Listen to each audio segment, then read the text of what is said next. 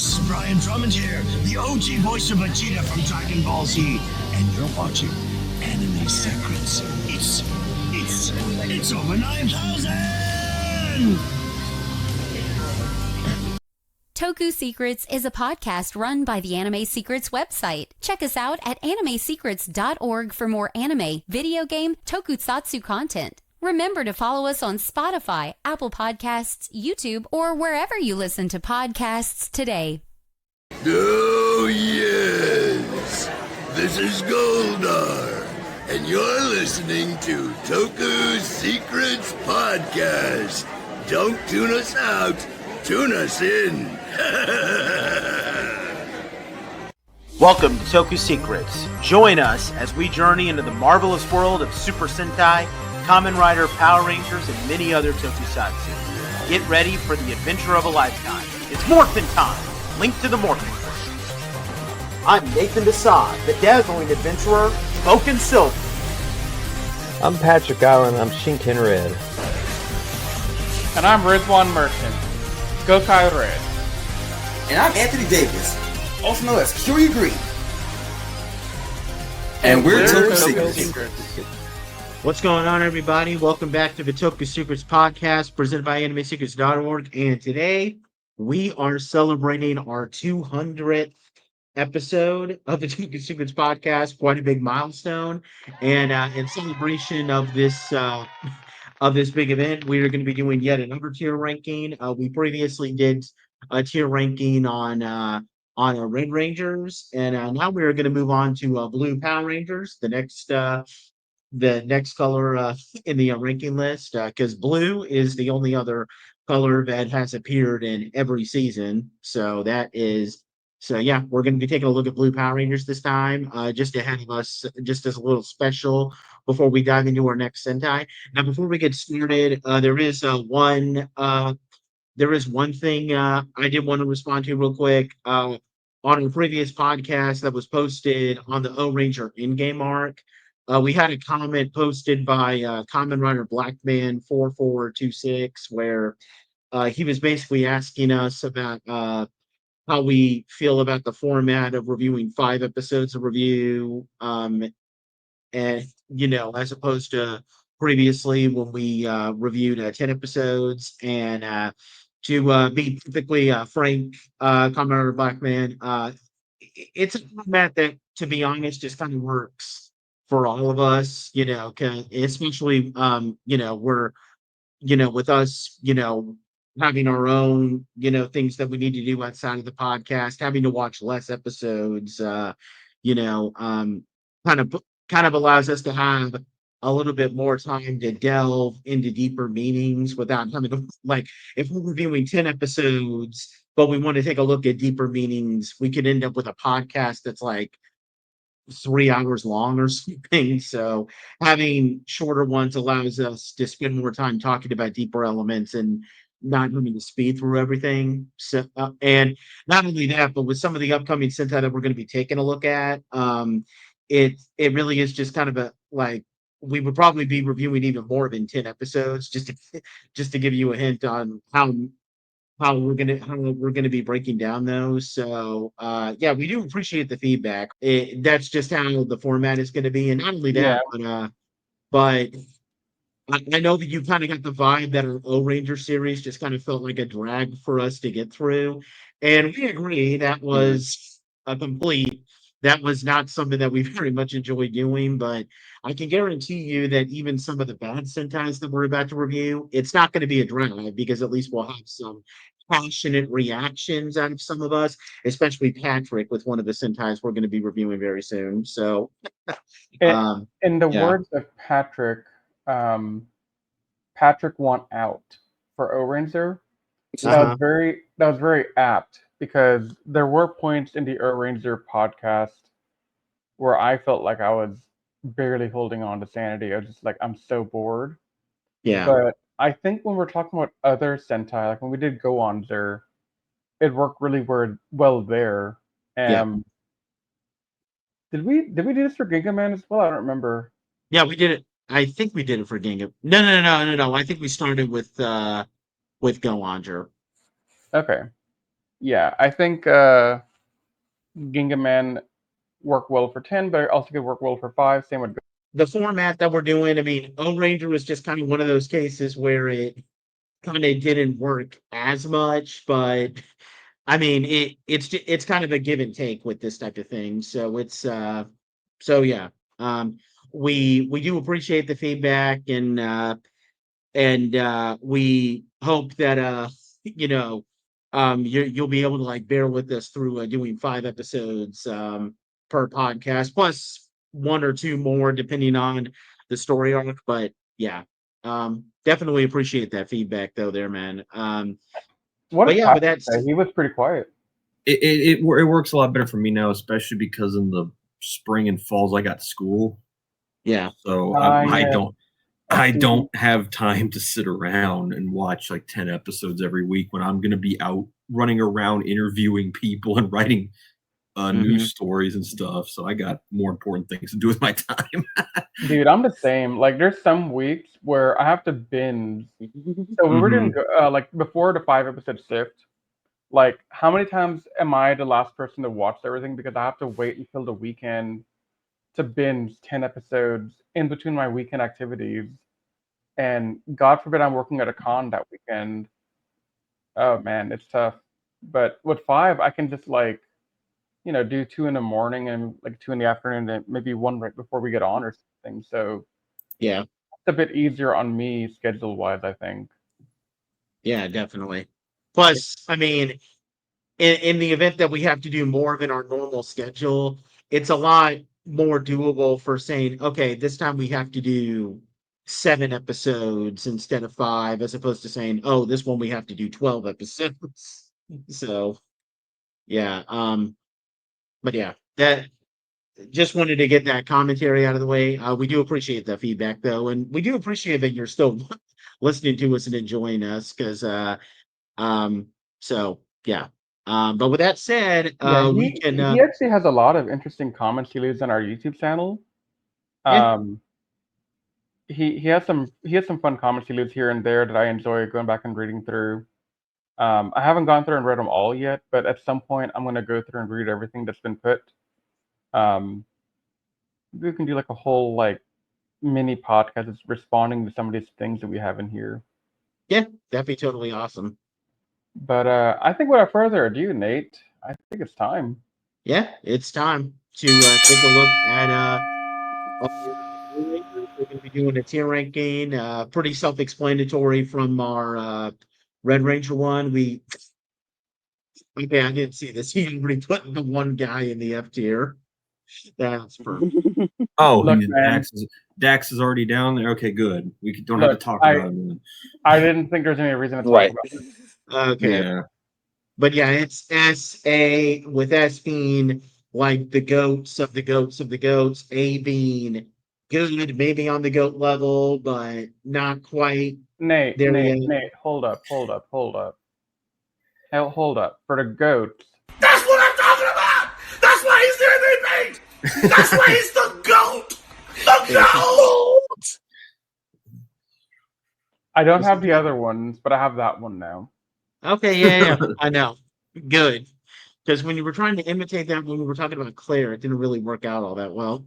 Look, man, I do what I can and what I have. Yeah. I have. And then we got B, B tier for ones that are good, not great. C, kind of all right. And then D, okay, you're not the worst of the worst, but you're still pretty bad. So, You yeah, said we're really gonna imitate be- the rest of your audio clips for these. I don't know why you're not. Mr. Blog Ranger, come on. Yeah, okay. Yeah, that's fair. But yeah, we're gonna be tearing up everybody from Billy to Ollie. Now now there are some Rangers here that well, 2 of them actually that we're not gonna actually include just because they're not part of like the main team or anything. That is they have Master Finn on here, the Jungle Fury Sheriff Ranger. And they also have the Aqua. Yeah, he was called Aqua. Dino Thunder Ranger, Tyler's dad. So we're not going to include those two guys either because they're both extra Rangers.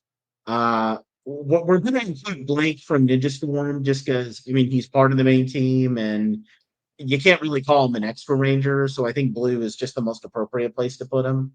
I mean, honestly, when we met Jorge last month, he was pretty awesome to talk to. So yeah, mad respect for that man. Yep. So yeah, with that said, I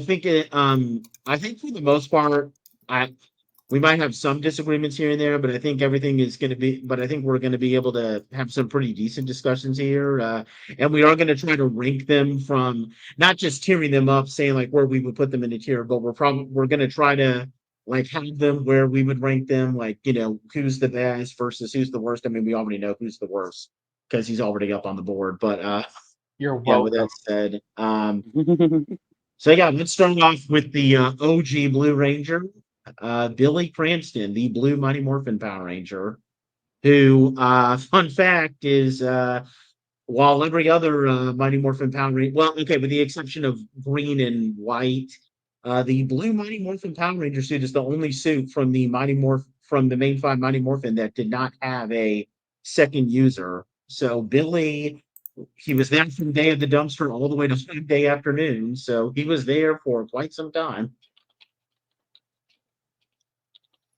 And I don't think I'm going to get much pushback from the other guys here, but I would definitively say that Billy is an S tier Blue Ranger. I would agree with that. For me, it's not just because he's the OG MMPR. I mean, I know some people would base it based on that only, but his story arc went from him being this underconfident nerd to being very competent as a martial artist while also proving himself to be a good leader when he has to be, especially when you get to Once and Always. Yeah. That evolution of his character is huge. And I will say, I think my only complaint about Billy was in Zeo when his story just dropped for very obvious behind the scenes reasons. He had so much more to give us, I feel, and we were robbed of more Billy. I think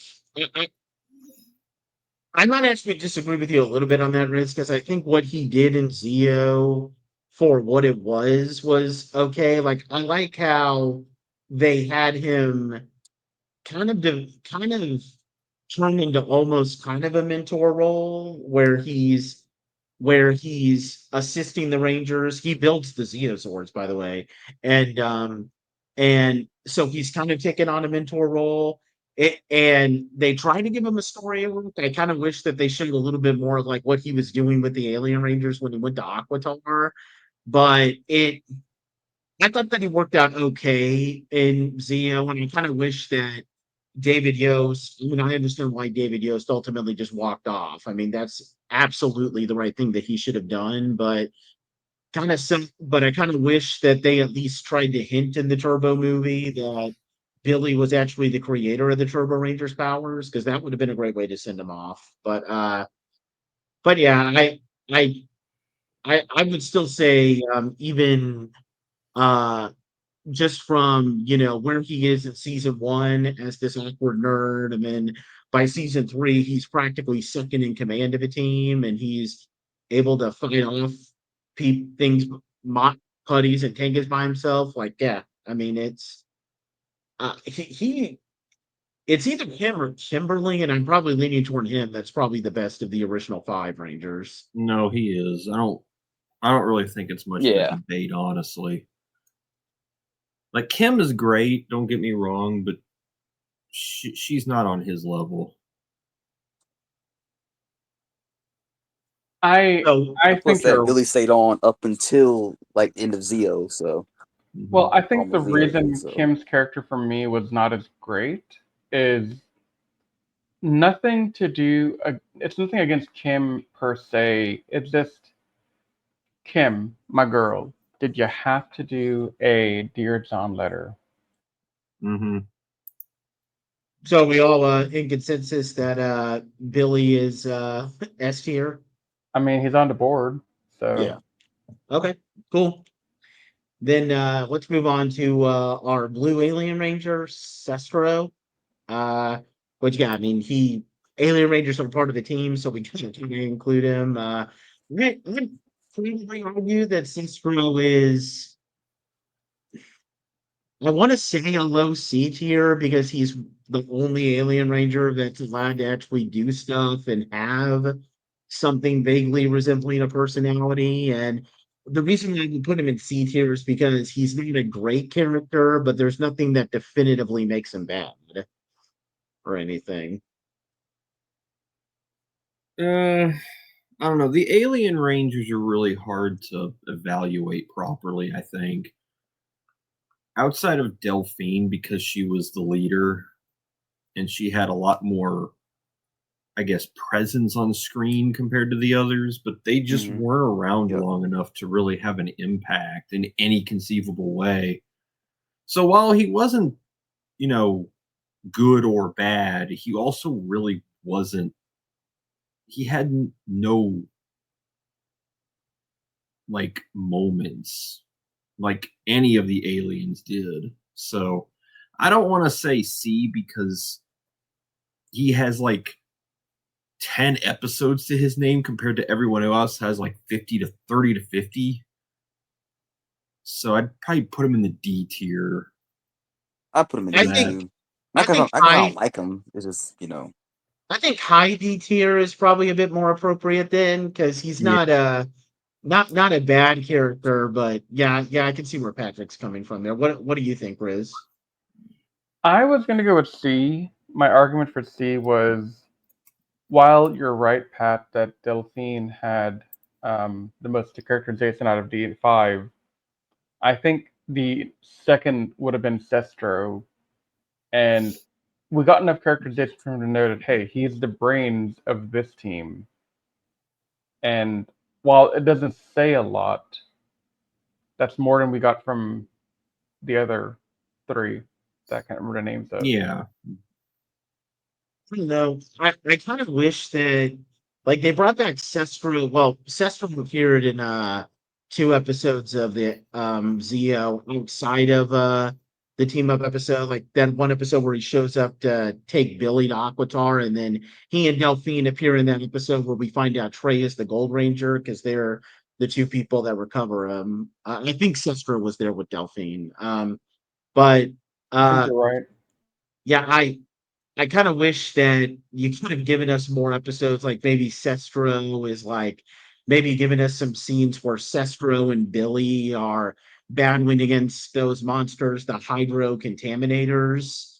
Just, I mean, you can't really do that much. Well, then again, this was around the time when Saban was a bit more okay with filming a lot more original footage, so you could have given us a few brief scenes to show Billy and Cestro having more of a relationship, and that would have worked. So yeah, it's Cestro had a bit more of an opportunity to develop compared to the at least other than Delphine. Definitely had a little bit more of an opportunity to be more memorable compared to Orico, Titus, and Corcus. So yeah, honestly, the more I think about it, D tier probably is appropriate, if only just because they kind of missed some opportunities with them. They needed, I'm not going to say they needed a season because I don't think they did, but they needed to appear in more seasons. Why on earth were they not in space in any way? Outside of Countdown to Destruction, where they only appear more. Yeah, but they needed to be in space. I think they could have made a cameo in Lost Galaxy. They could have also appeared in SPD.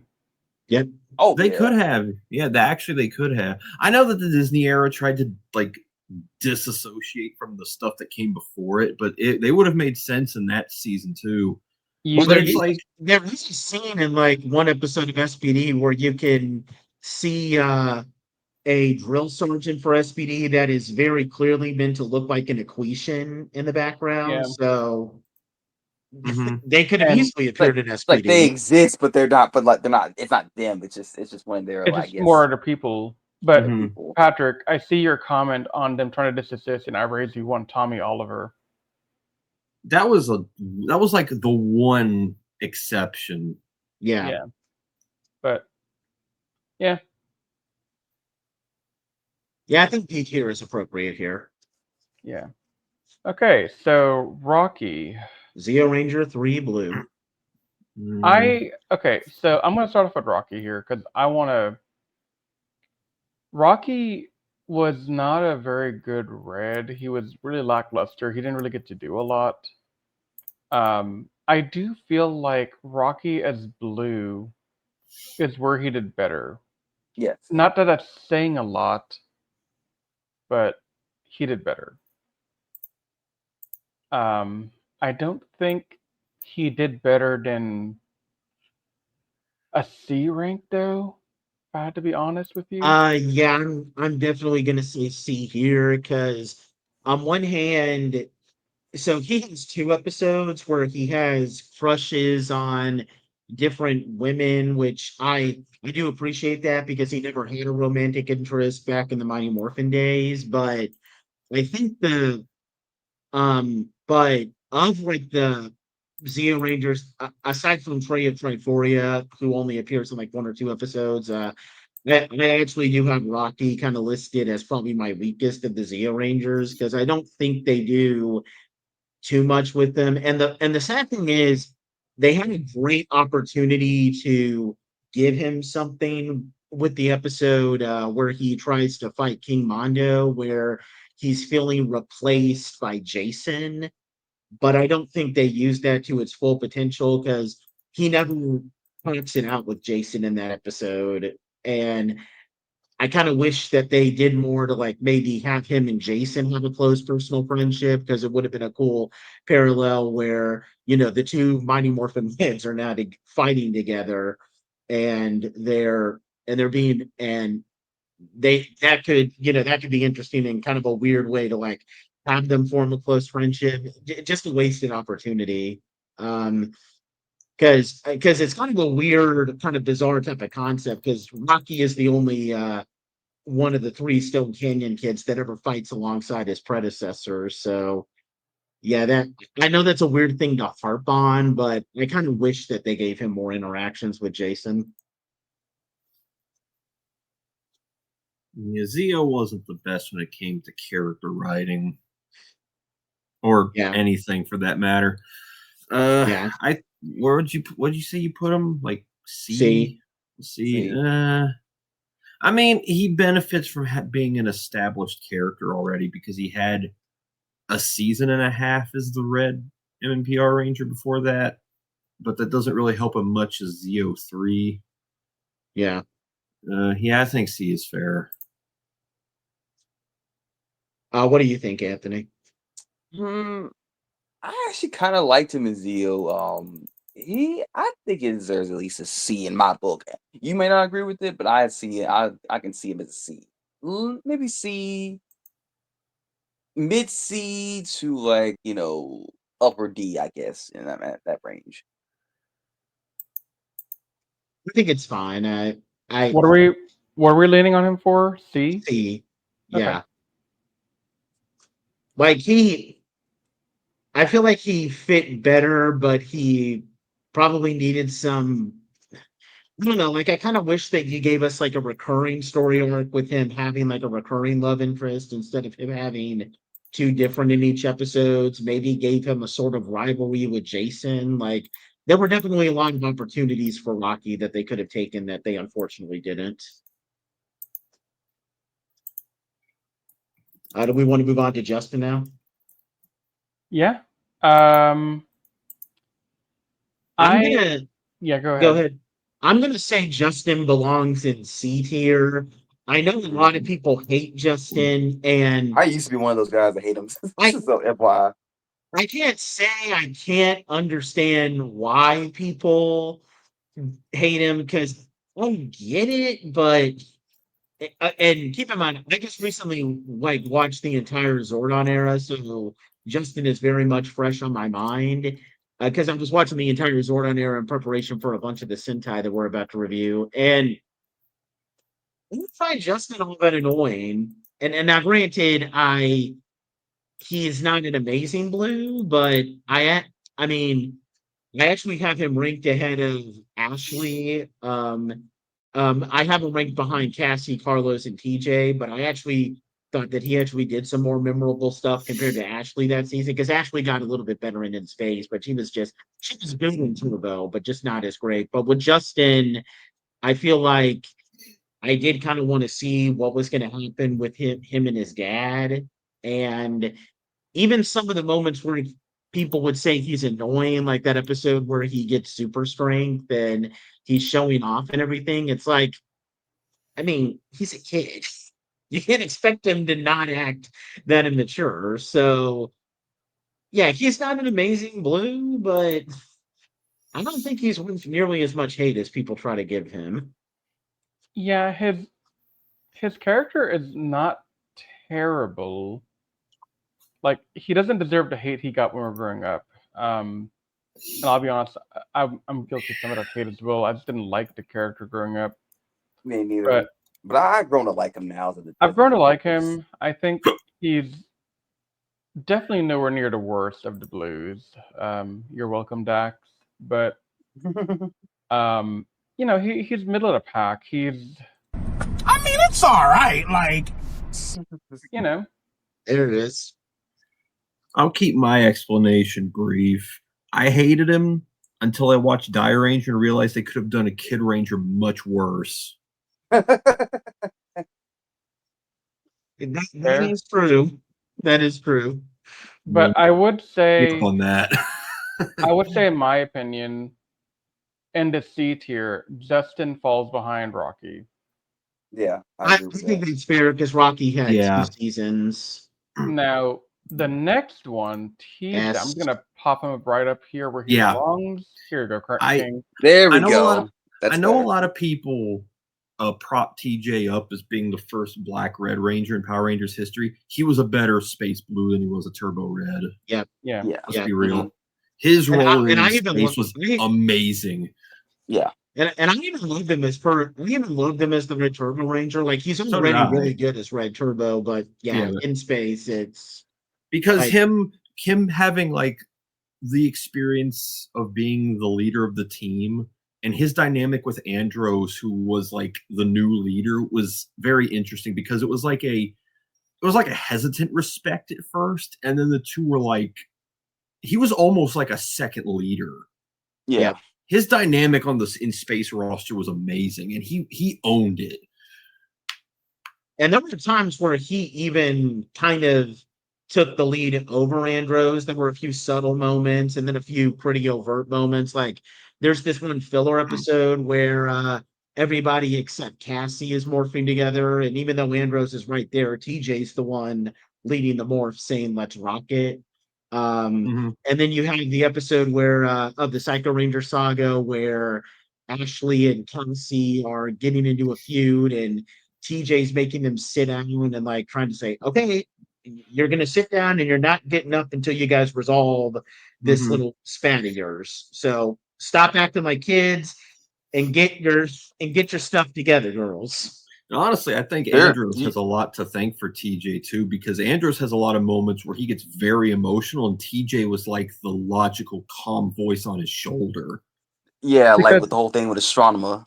Because TJ has already gone through the trauma of losing everything as a team lead. Yep. So he can relate, and he can think of things in a different perspective. And honestly, I think we should have had more stories like this where the red becomes blue and has to deal with a new team or something. Because I think that's an interesting storyline we don't really get to see very often in the franchise. Oh yeah, not even in either series, because Sentai doesn't have characters that carry over, so the situation never arises. Yeah. So TJ has like a unique position on a team, and they did it as well as they could have. Yeah. Okay. Would we put him ahead of Billy though? Like that's I would. I would. Yeah. I would. Okay, that's fair. I mean, Yeah. I think because I mean, even when he was in space, he got plenty of good focus episodes, and I mean, heck, I mean, he actually kind of, I mean, it was his strategy that kind of ultimately helped them beat one of the Psycho Rangers down. So Yeah. yeah, that definitely makes sense. And going back to the whole thing with Astronema, like, he was the one that was telling Andrews, like, listen, you may trust her, but I don't. And we're going to lock her ass up. Oh, I'm sorry for cursing, but yeah. Yeah, fair enough. All right, let's move on to the Blue Lost Galaxy Ranger, Kai Chen. Um, here's the thing. I want part of me wants to be nice to Kai and say that like because he does have some episodes that kind of show that he's someone who wants to play by the rules, but realizes that you have to break rules sometimes. But at the same time, I can't help but just feel really angry because, I mean, first of all, he pales in comparison to his Sentai counterpart. His Sentai counterpart is just way better. And I know we shouldn't bring that factor in, but like, the way that his character is portrayed, you could have easily adapted that Goki Suzuko Sensei story arc, and it would have worked well with Kai's character. And they tease us because they adapt the first episode. Like they have that one episode where he meets that girl that he has a crush on, and he gets all head over heels for her, and then you never see her again.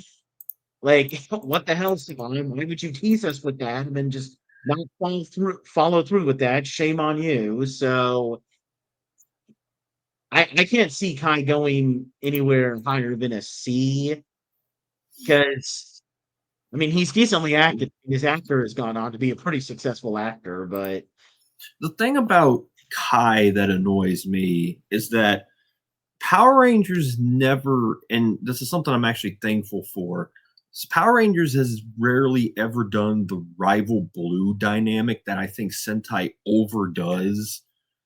I think Kai would have been a perfect character to make that work Yeah. with Leo because Leo is the outsider, the stowaway. Kai is kind of the business as usual, like straight man. And their dynamic should have involved a little bit more hostility towards each other, but there was nothing there really. It I mean, feels they like tried to in the beginning, but it just didn't pan out as well. they didn't do much with it, and then they just kind of gave up on it after a while. That's the thing I think they should have done with him, and he's just like a flat blue that has like a bit of an attitude problem, but they never do anything with it. Yeah, he's just kind of there. I mean, I agree with C tier for him, Nate. Yeah. Yeah. I also could see the argument for going down one, but I think C is fine. Yeah. I'd put him behind Justin just because at least Justin has a little bit more of a like established role on the team. Yeah. But yeah. So we're picking up a lot of C's, and now we're getting on to Chad. Maybe the worst Lightspeed Ranger. Yep, I was gonna say that. Yep. Yeah, so he is. I'm gonna let you guys debate this one because I don't want to debate Chad just because I don't remember him too well from when I watched it 10 years ago. Yeah, no, he's the worst Lightspeed Ranger. Risk can update his chat here when we do Lightspeed Rescue review. But, I don't have any ill will towards the character, so I won't really say much either. The thing is, Chad does nothing. Like, he is a character to fill a suit. There's nothing like it sucks too because I like his personality because he's like a very cheerful dude. He's very laid back, but that's it. And I don't understand because Lightspeed did a really good job of characterization. Like all the characters have a very well established dynamics, and everybody has something to do except for him. Yeah, and if you want a clear sign on just how kind of just there he is, so he and Joel both got mega battle power-ups.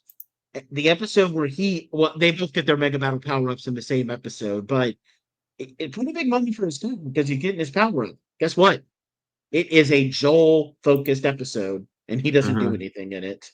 Yep. So, good for Joel, because Joel's a great character, but Joel's still in the focus from Chad because there's nothing to focus on with Chad. And I know that we got an episode, well, 2 episodes technically, of him having that little romance arc with the mermaid, but truth be told, and keep in mind, I've made it clear how much I really enjoy Lightspeed Rescue here on Toku Secrets. We don't remember a single thing about that story arc, so the only reason I remember it because the mermaid in the episode was played by Psycho Yellow actress. Yeah, that was pretty cool. I mean, even when they bring back the Lightspeed cast for the Time Force team up, I like his when they're showing what he's gone on to do, I didn't get what they were like. Okay, Carter just shows up and he's badass because he's Carter. Dana has become a doctor, which makes sense because she was because she wanted to become a doctor, like was said in the show. Joel was married Miss Fairweather because that was a recurring little story arc. Kelsey's still doing her extreme sports, which again, that was always Kelsey's hobby. Chad has become a lifeguard. That's it. Like, you couldn't have given something like maybe he's training people in his martial arts because he's a martial arts master or something like that. Like, yeah. And it sucks because I hear great things about his actor, and not to mention his actor is probably one of the most successful people outside of Power Rangers, because while he doesn't act that much, he does own his own stunt coordinating company called Extreme Martial Arts, which does a lot of training for people in martial arts. Like, I think he helped train the actress who played Min in Once and Always, and they also did a lot of stunt coordinating work for the Twilight movies, which, yes, those movies sunk, but they were big, high-profile movies. So the fact that he was able to work on those is still pretty impressive, regardless of. I have a soft spot for them after watching them. I know most people hated them, but I kind of like them a little bit now than I did back then. But yeah, I would. Do we want to? Okay. If we put Chad in C, I would argue that he would go. He would definitely be ahead of Kai, just because I don't think he's as bad. But do we want to put him in C? The thing is, I don't. I think he's high D. If I'm being real. Oh, okay. Only C or because D? I still think C, D is fine. Because Kai, I feel like, as much as I was just complaining about how I felt like they wasted the role he could have played, he at least had a role on the Galaxy Rangers roster. What does Chad do? Like, he does. I think he has a more pronounced personality, but that doesn't mean anything if you don't do anything with the guy. He is the definition of forgettable. And I think once you get to the forgettable tag, D is the highest you can go. But that's just me. I'd probably say low C, but I can see where Patrick is saying. What would you think, Anthony? I would say either C or D. Doesn't really matter. We could put him as like below Kai and like the low C, where he's kind of just barely treading into C from D. Would you say that's appropriate, Patrick? That's fine. Okay. But now we can move on to someone who I think we're all agree was probably a D character, the Blue Time Force Ranger, Lucas Kindle. The thing that amazes me about Lucas is that he's a combination of two characters from Time Ranger, both of which are great characters. Because he's got well, first of all, he's literally the Sentai counterpart of ISA. He's got the racer background and serious, cool-headed personality of ISA, but he's also kind of got the womanizer, cool guy personality of Gomon.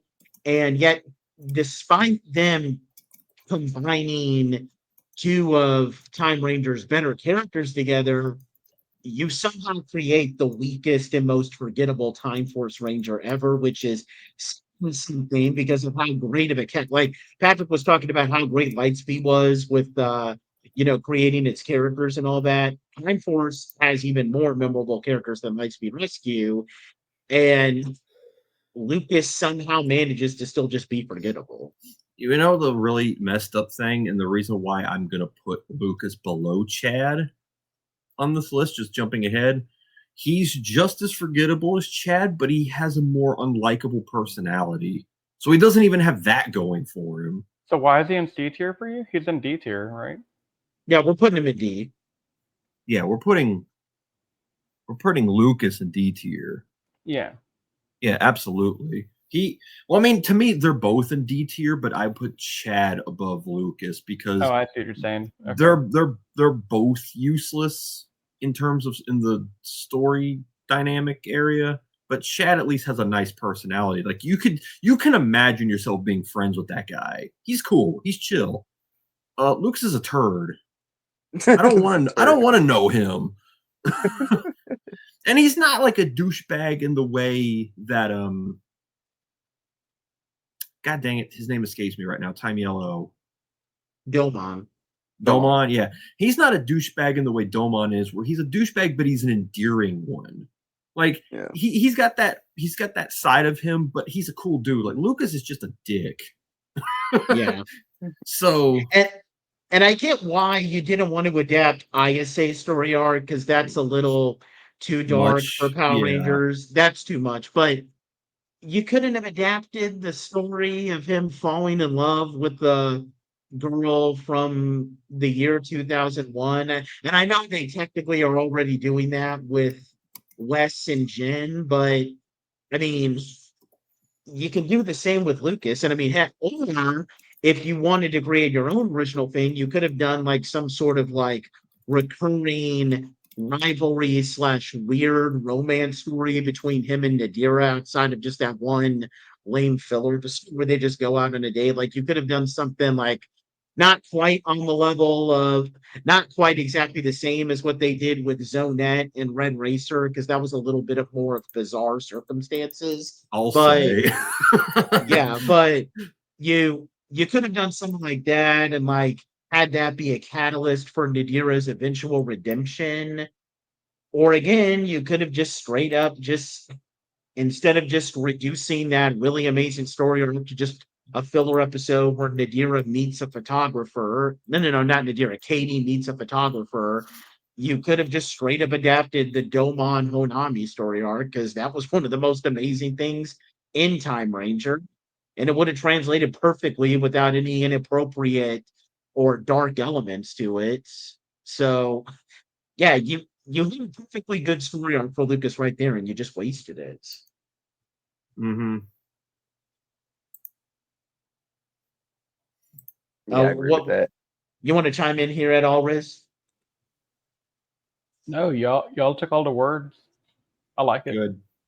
Good. Put him in D tier. Let's move on. All right, now let's move on to the surging shark himself, Max Cooper. Who? Who? Okay. Hang on. Let's tell a story real quick. Yeah, I know, Riz. This is your stage. I'm gonna let you have this one. I thought this was for Danny though, not Max. It is. He's like, let him cook. Like, let him cook. Let him cook. Okay, so back in the yesteryear, when the four of us were on a different podcast that is no longer with us, may it rest in pieces forever and ever and never ever come back. But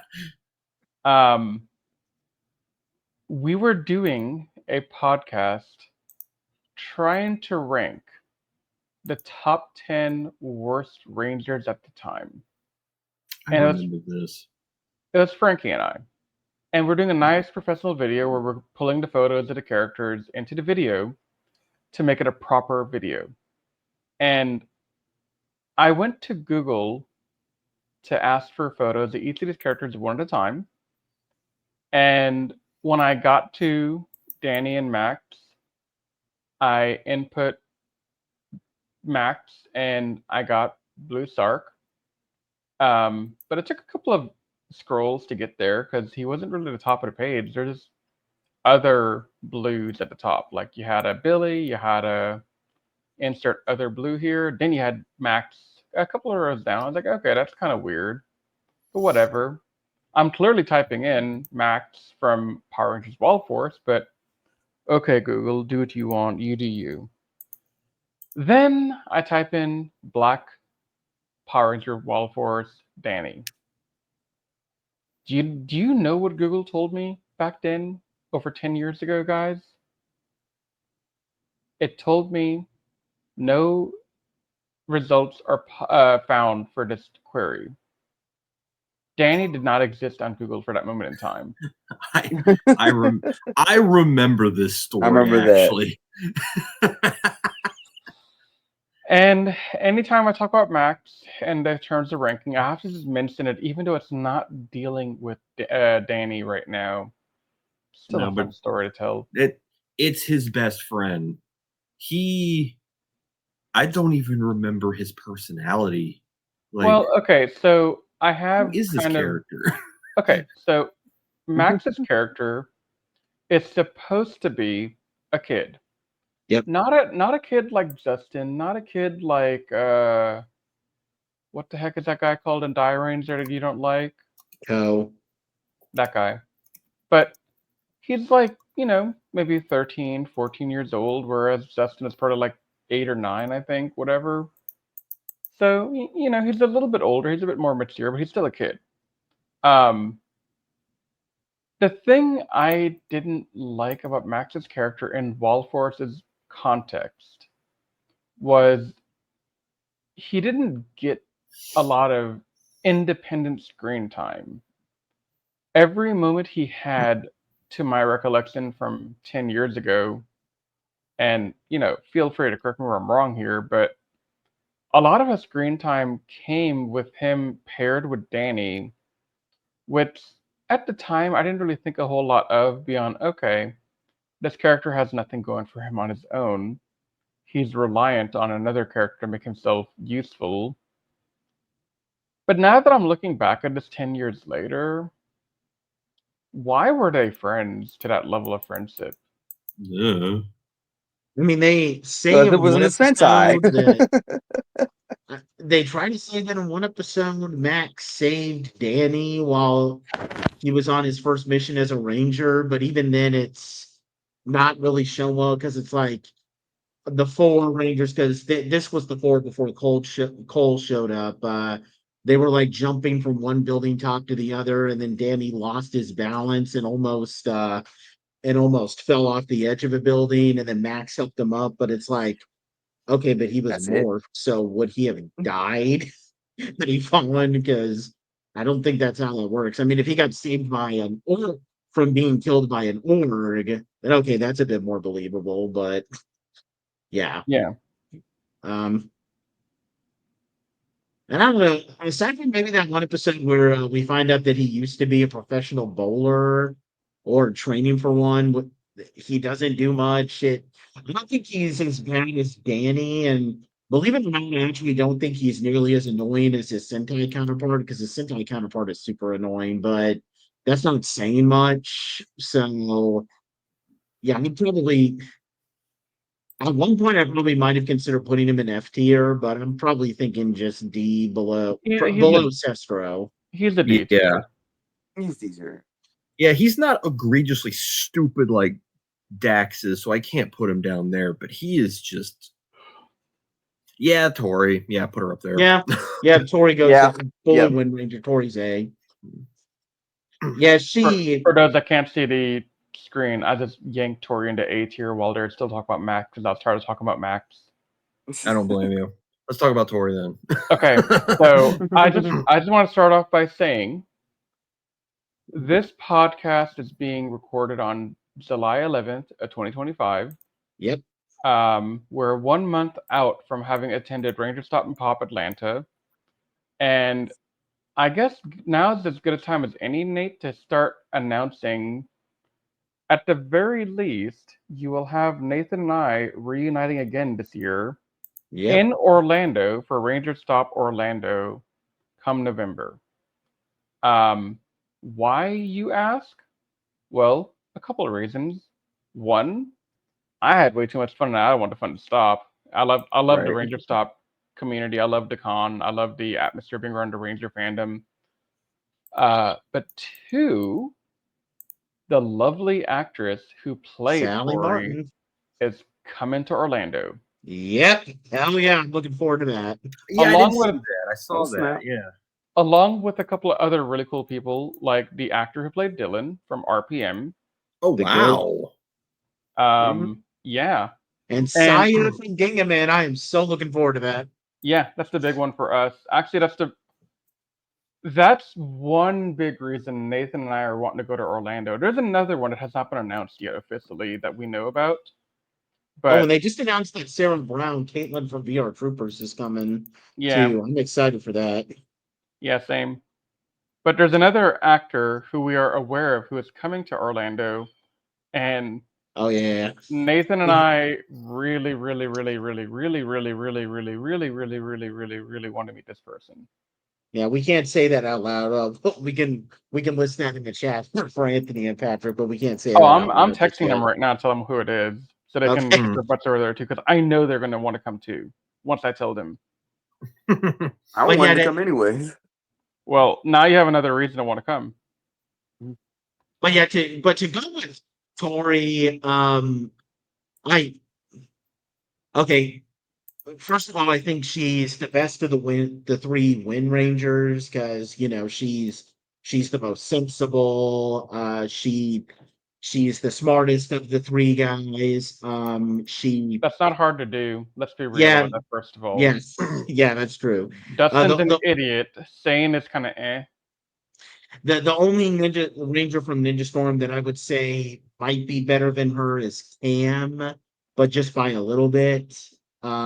She's got a lot of great episodes to shine.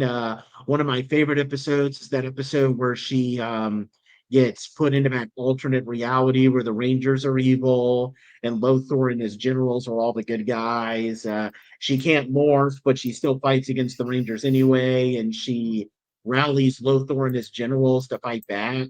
Like, that shows that she's really brave and she has and that she's not easily scared.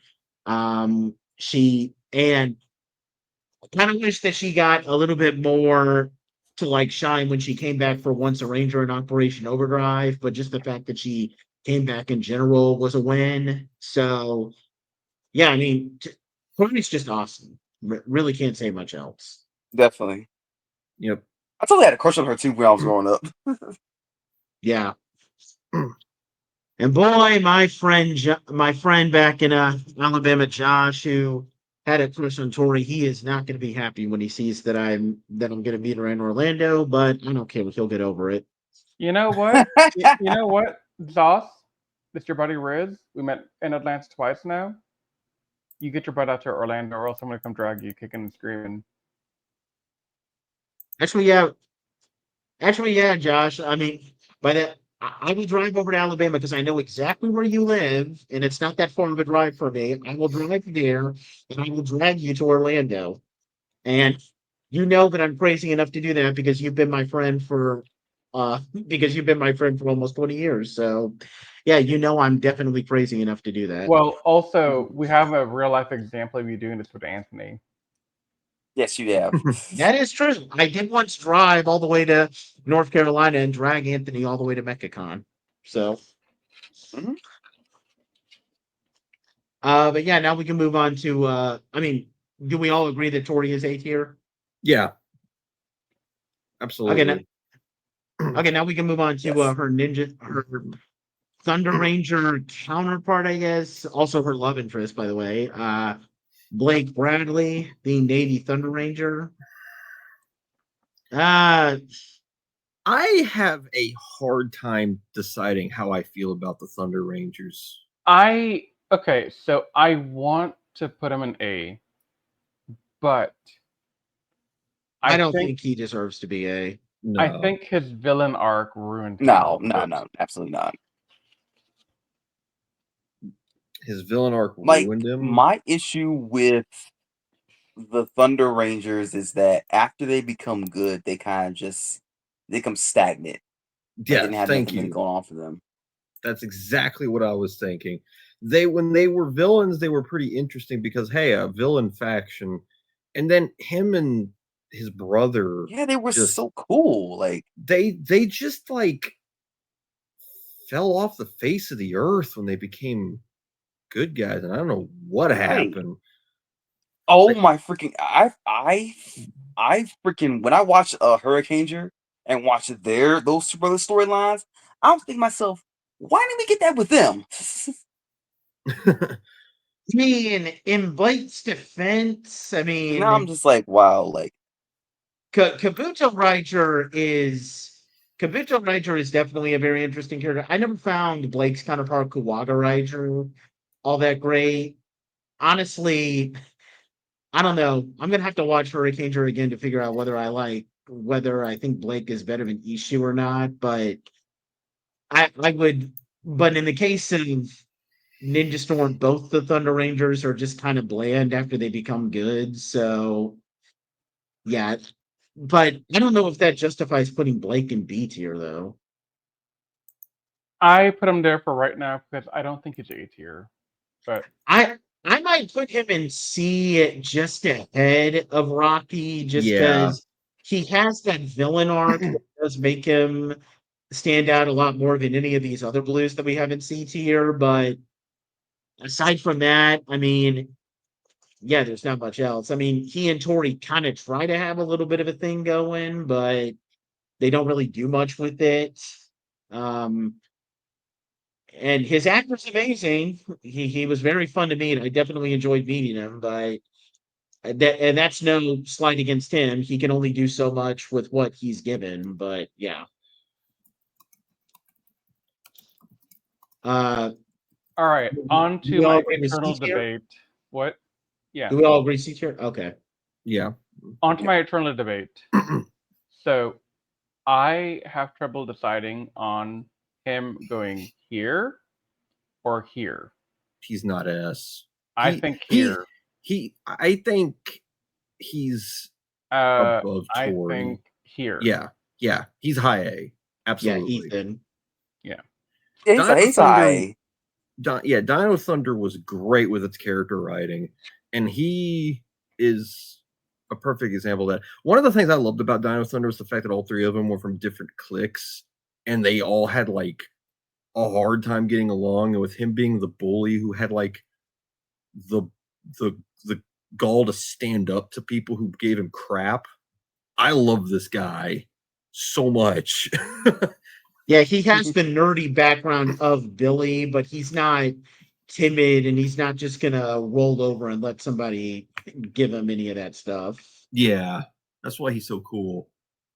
Yeah. Honestly, I kind of wish that. How do we feel about that little story arc that they tried to do with him kind of hooking up with Cassidy? Like, do you think they could have expanded upon that a bit more? I felt like it did its purpose, I guess, you know. If they did a little bit more with him, he probably could make the case for being an S tier, but as it is, I think he's probably good enough just to be high A. Yeah. Yeah. But if we want to talk about Rangers who are S tier, let's talk about the next guy. Sky, I'm going to say something right out of the gate as we talk about Sky. That's what I'm talking about! That's why he's the MVP! That's why he's the GOAT! The GOAT! Yeah, he took the words right out of my mouth. He's the number one Blue Ranger in Power Rangers. Yeah. There's no debating this with me. He is the best Blue Ranger in Power Rangers. And for effect, Patrick, just to help you out more. That's what I'm talking about! That's why he's the MVP! That's why he's the GOAT! The GOAT! Yeah, guys, like I said, Power Rangers rarely does rival characters. Sky is a rival character to Jack, and oh my god, his dynamic with Jack is some of the best stuff this series has ever put on screen. Yep. How he goes from disdaining Jack for wearing the color he feels like he deserves to him and Jack having this like respectful, like arm in arm relationship. And then at the end, he gets humbled throughout the season. And then Kruger says, okay, now you've earned the color red. Like, beautiful. He's like a top 5 Power Ranger of all time, not just blue. He's one of the best characters in the series. You know, I remember once when Barkeep, the Onyx Tavern podcast, was doing a one where he was talking about how angry he was that Disney disrespected Power Rangers. And he started it off with this little story where he's given the entire story of Steve Rogers, Captain America. And then he said, oh, you thought he was talking about Captain America? No. I was talking about Sky Tate. Like he grew up worshiping his dad. He idolized his dad, always wanted to be exactly like his dad. And now he wears a suit that's primarily blue. And he's constantly clashing with a guy who's wearing a suit that's Iron Man. I mean, Tony Stark's, it's kind of red and gold, but you get the same principle applies there effectively. Like he constantly butts heads here and there, and he has a very like by the book type of personality. I mean, it doesn't align perfectly, but the similarities to Steve Rogers are there. You can't deny that. And yeah, the only thing I would probably say with Sky is that I get why they wanted to have. I do like the dynamic with how they used the debut of the Battleizer to be like the catalyst for him and Jack kind of wrapping up their rivalry. I kind of wish that they maybe wrapped it up just a little bit later, because one of the problems, and this was just an issue with the writing in general, is that in the very next episode, you have Jack and Sky at their throats again during the SWAT saga. Now, granted, that's more of a problem with everybody being at their throats, not just Sky and Jack. Kind of wish that you waited until after the SWAT mode debut to kind of have Sky and Jack wrap it up. That's just a minor nitpick, though, because we still get that episode where they have to destroy the meteor and Sky, to where we've seen that they've gone from being like hating each other to being like probably like the best duo on the team. So I think, I mean, there's very few story arcs in Power Rangers that are perfect, but I would say that the Jack and Sky rivalry is perfection. Yeah, like even if you like put it alongside some of the greatest red-blue rivalries in Sentai, I think it's like better than most. Yeah. It's so good. Yeah. And speaking of red-blue rivalries in Sentai, everybody who might want to, because there's a lot of people who would question why you would think that SPD is better than Deca Ranger. Well, Sky is one of those reasons, because his Sentai counterpart is, I mean, he's all right, but he's ultimately kind of forgettable. And Sky is the GOAT blue. Yeah. Sky is one of the reasons why SPD is better than Deca Ranger. You know what, y'all? I'm gonna give y'all a perfect example of the dynamic between Bon and I think Hoji. I think that's the name of Deca. Yeah, Blue. Hoji. This is literally how the interactions are. Hey, partner, I'm not your partner. That's it. Yeah, that's it. That's it. Are you Pretty serious? much. Yeah. Man, why do I feel I'm like not even joking. I am not even joking. Why do I feel like when I inevitably watch Deca Ranger, I'm gonna hate it? Oh, we're going to be reviewing Deca Ranger soon, and I'm not going to be nice to it because I think it is the most overrated Sentai ever. So I'm not going to be nice to it, and I don't expect anybody else to be nice to it either. So I'm kind of looking forward to it then. Yeah. Yeah. Like Patrick, I'm not even joking with you. That's literally the dynamic throughout the entire show. Oh, I'm gonna be so disappointed, but it's gonna make for some good commentary. Yeah. But yeah, now we can move on to so we literally just talked about this character in one of our previous podcasts, and we're about to review You interviewed her. That interview is live. I did. You did. And we are about to start reviewing the Sentai of her season's counterpart. We have Madison.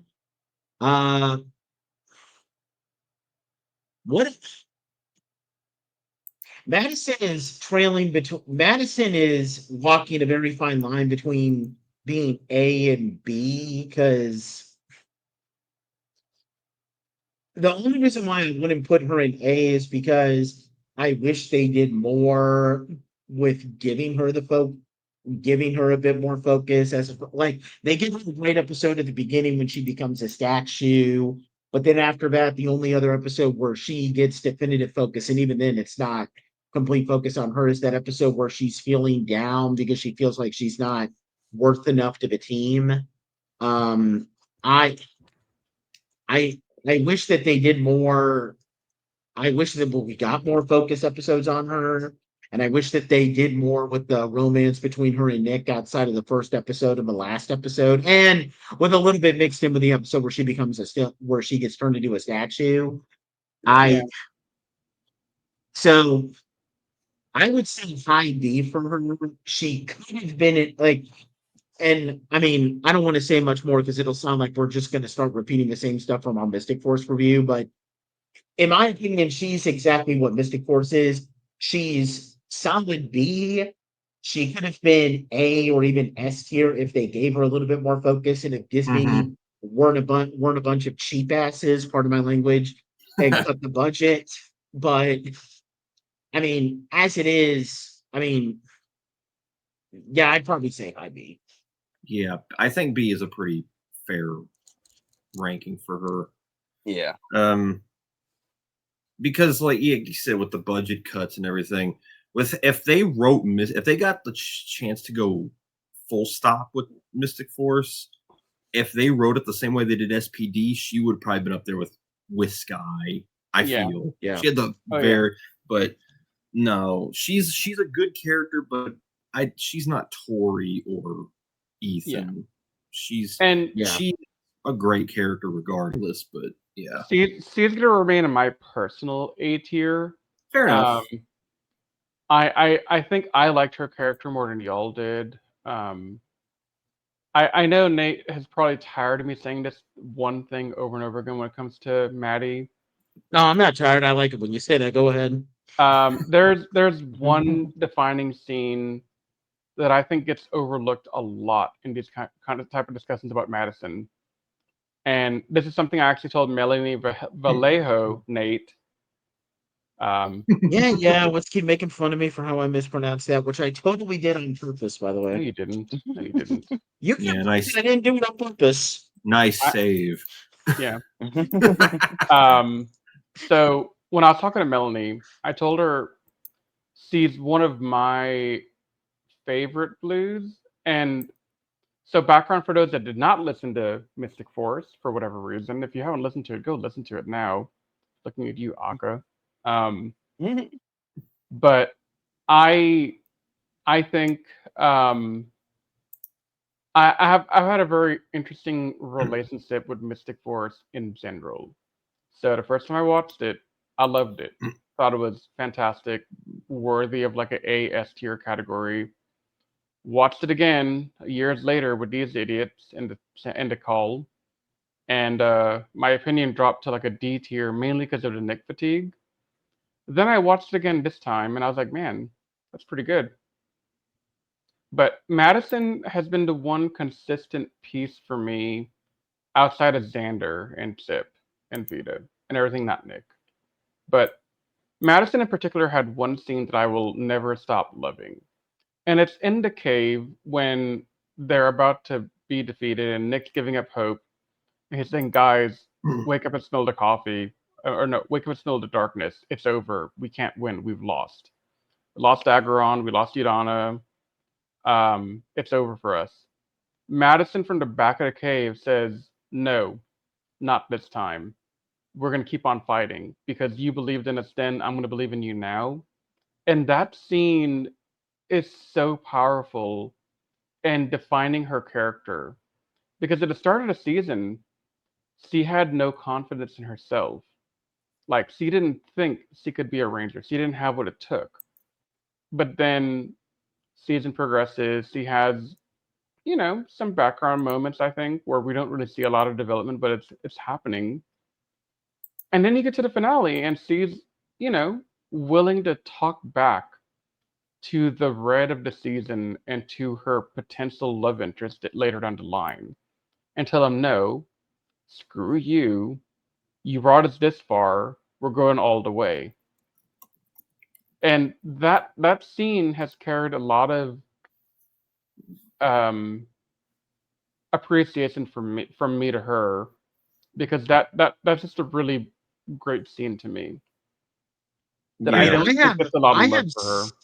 I have selfish reasons why I would put her in A, just because of the experience I had with Melanie and Ranger Stop and Pop, which because honestly, the experience I had with her and Melanie, you're probably not listening to this, but I mean, in the event that you were, like, I kind of mentioned this in the podcast that we did with Chris and Steve, but like, Soon, by the way, Melanie, Melanie, when I met her, like, we were talking and like we talked multiple times and all that.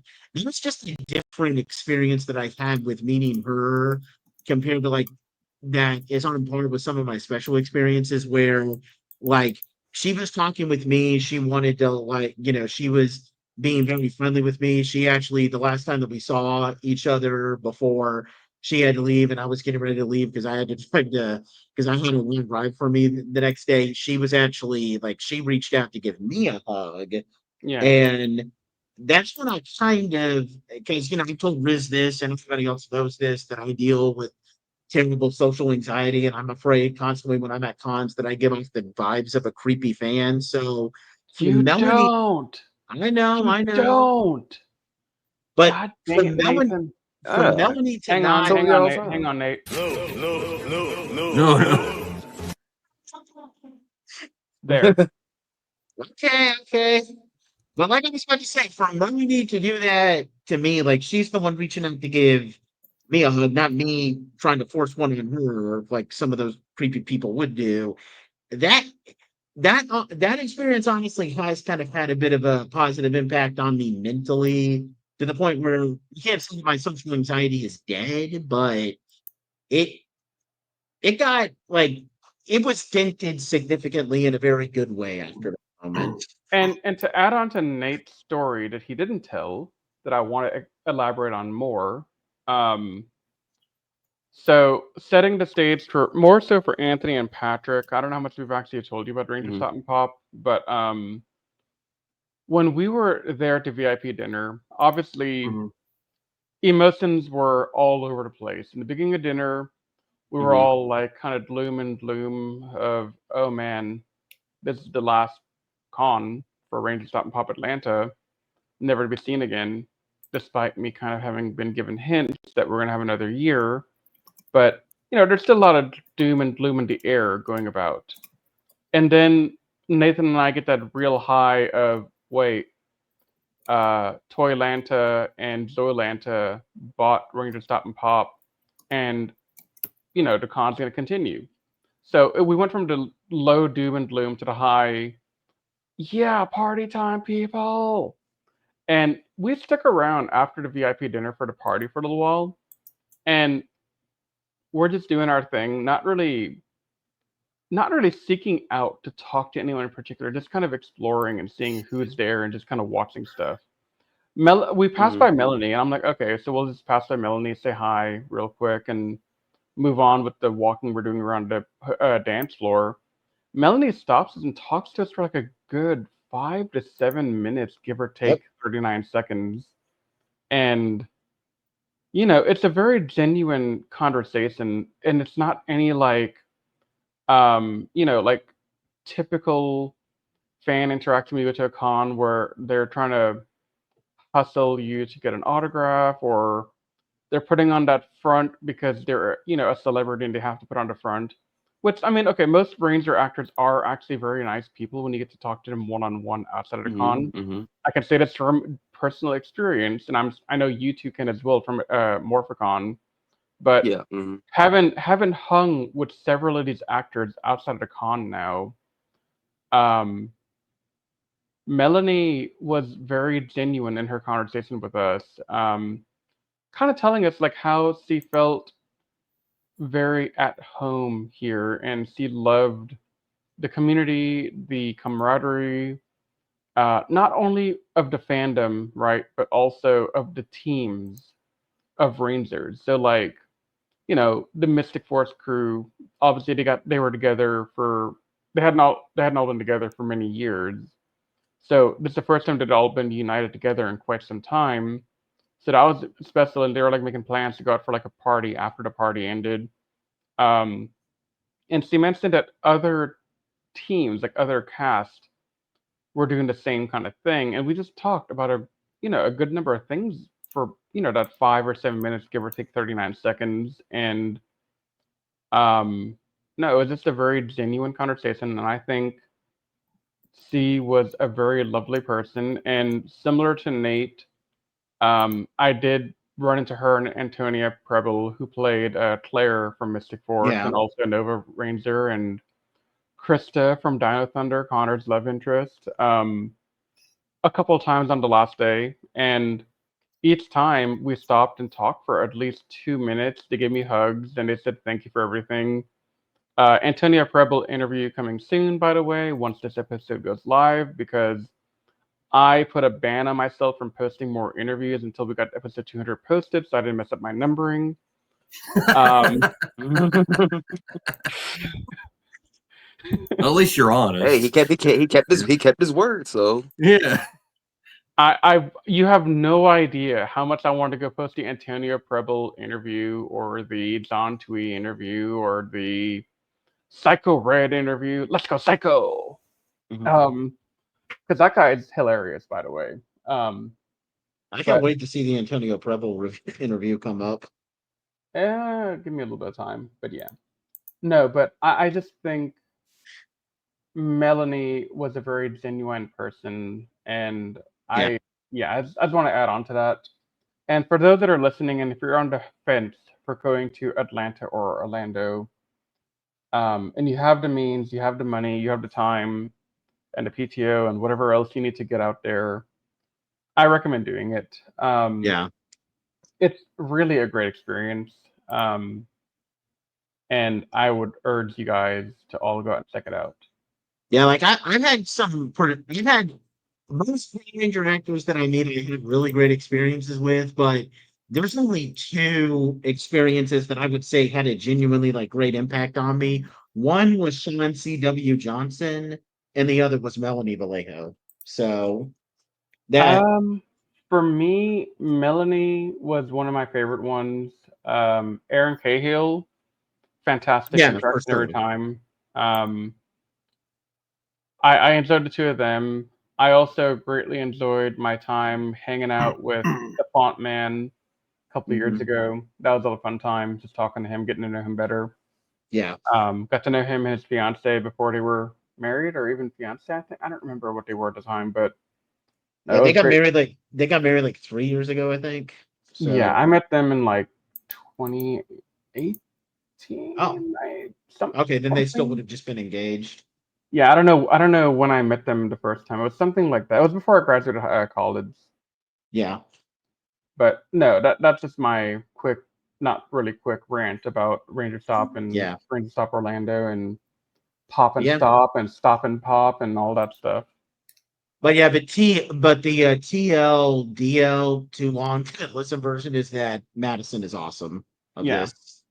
No, I would agree with B tier, but I would want her in A tier for my own selfish reasons. But I definitely get the B tier ranking. Okay, now but we're going on to an S tier. Yeah, I was about to say Theo goes in S. Okay, just one real quick, since we're going for the order. Yeah, Stats is an F. He's terrible. He has His IQ is less than half the combined IQ of Homer Simpson and Patrick Star put together. He is a terrible character. Use your aggressive feelings, boy. Let the hate flow. Grim Adventures of Billy and Mandy. Yeah. Yeah, you know how stupid Billy is?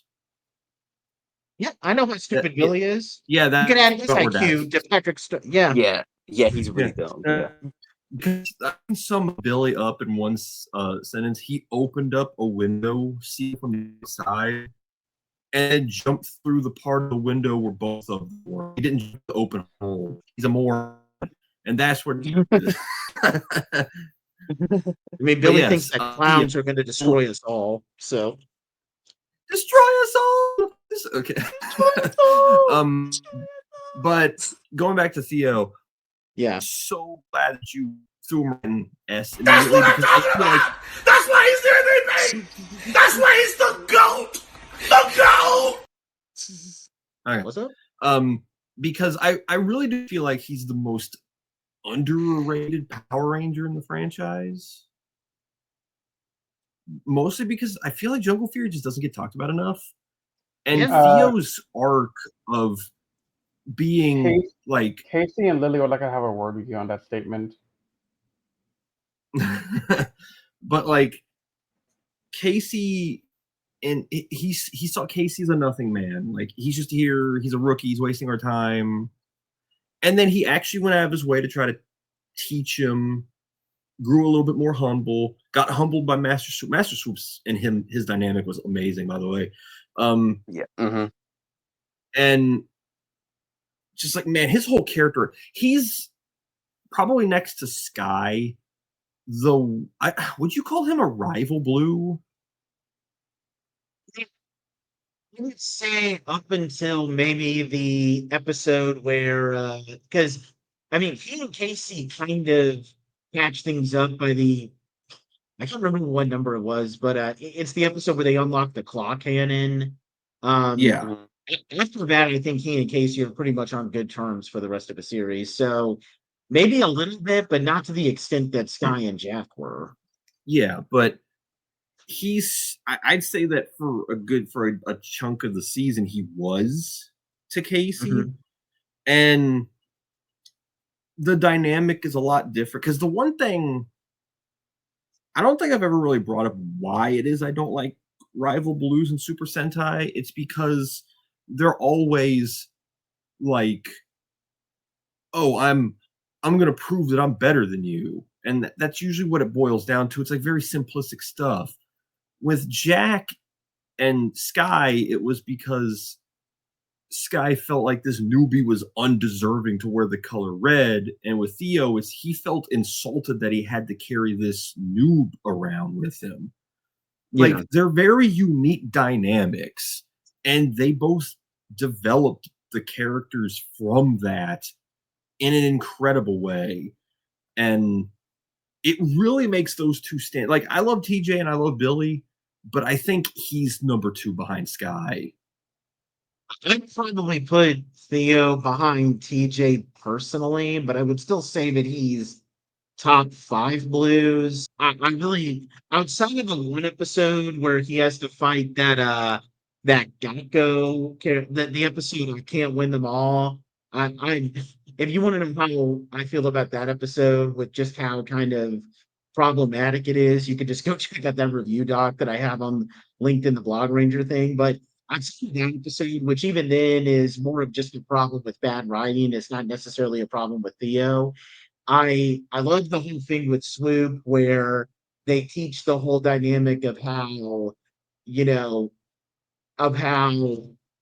you have to deal with multiple things at once, and it can create a lot of anxiety. And the only way to deal with it is to deal with them all one by one by maintaining a calm mind. That's probably one of the most mature and adult messages I've ever seen in any episode of Power Rangers. And it's from a Disney era season on top of that. That's just insane.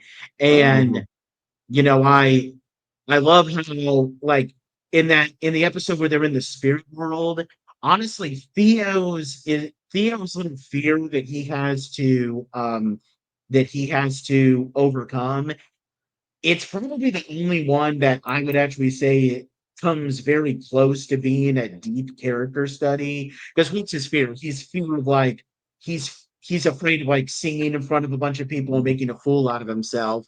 Okay, you can kind of interpret that as like him being like, him dealing with all these insecurities, because we find out in a later episode that he has this twin brother. He was just like always like, he was this football champion, some guy who, everybody loved and everybody expected him to be just as perfect as his brother. So he kind of has these really scary expectations for himself, and he wants everybody to, and he feels like he's under so much pressure, and that spirit world fear really does play into that really well. Kind of wish that they did a little bit more with KC and Lily in that regard. Not that episode was bad, because it wasn't, but it could have been a little bit better. But I would say that Theo's was probably the best of those three fears that they had to face. And I love the episode where he has that encounter with his twin brother. The only thing that sucks is that it just sucks that the actor who plays Theo, I can't remember how to pronounce his name, but it just seems like his actor doesn't have an actual twin brother like the guy who plays his Sentai character does, because then you could have done something a little bit.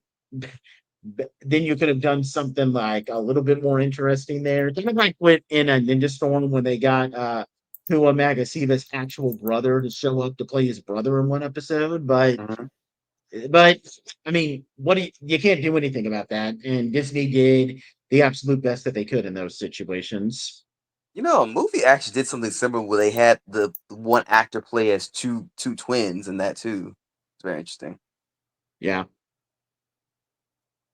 But I would personally put him behind TJ, but I can understand why you would want to have him after Sky. So, yeah, I'm probably not going to object to that, honestly. But what about everybody else? Do we want to keep him there? He can stay. I'm good where he is. Yeah, okay. All right, now we can move on to Flynn McAllistair, everybody's favorite Scottish mechanic. Put him in the B tier. Yeah. I'm Scottish. He's very Scottish.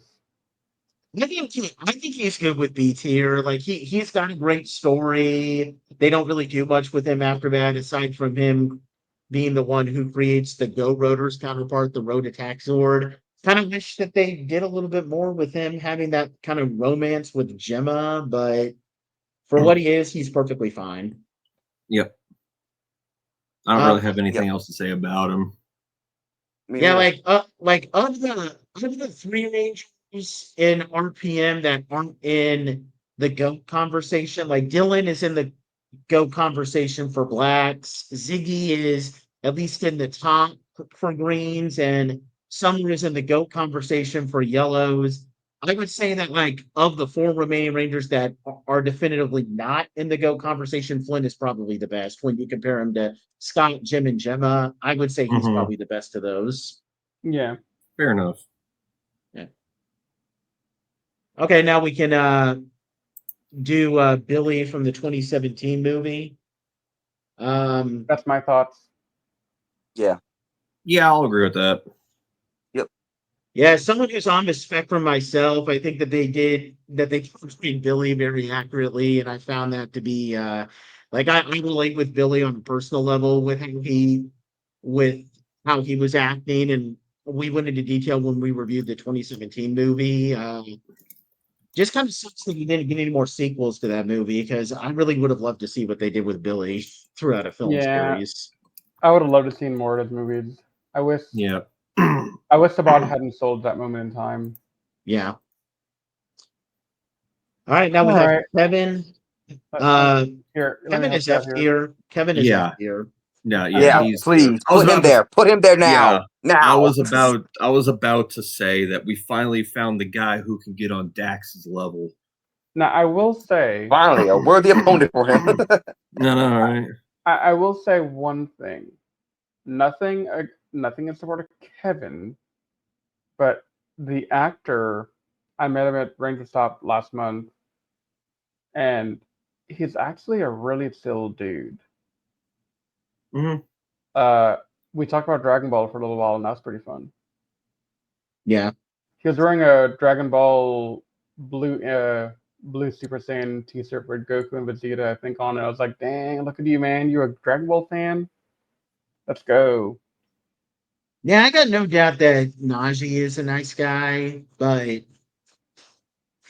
I don't know. With Kevin, like, I mean, of all the characters that were negatively affected by Samurai being a direct adaptation of Shinkenger, I would say Kevin was probably maybe not hit as bad as Jaden, but pretty dang close. Yeah, because Ryosuke, there was a very good reason why he was so blindly loyal, because he took the role of Takaru being the Lord to heart. Mm-hmm. Why in the heck is Kevin such a kiss ass? There's no reason for it. I mean, they literally technically it wasn't the first episode because they, for reasons that we still don't know, they didn't air the sequential first episode of Samurai first, but they literally used that footage of Shinkenger where after Takeru has beaten down all those Nanashi, they used the footage of Ryunosuke like literally kneeling before him. That's the like they're looking like he's worshiping Jaden like a god. Like it is kind of creepily weird. It's why I keep saying they took away what made Shinkenger work. The samurai hierarchy was such an important and essential part of Shinkenger's story. They kept it the same and took that out, and it made everybody look like an idiot. Exactly. Yeah. And Kevin is one of the biggest culprits of that. So, I mean, I think you could have. I mean, the thing is that if you made Kevin, if they did want to emphasize some of the Japanese cultural elements, like some people say it would have worked if you had Jaden be Asian and Kevin being, probably of Japanese descent as well. And maybe if they just straight up like adapted, like maybe not having him want to be a swimmer, but maybe like something that requires like just as much discipline, but also having a bit of a hierarchy. Like maybe he wanted to be like a swordsman or something like that. Now, granted, that probably still wouldn't have translated well, but yeah, I don't know. Just the Ryunosuke's character did not translate into American audiences at all, and I don't know, man. Like people like swordsmen, but I don't know. And no offense to Najee, I mean, I'm sure he's a great guy, but his acting is honestly, I probably found his acting a little bit more annoying than I found Andrew Gray's acting at times, which is saying something. Yes. And oh my god.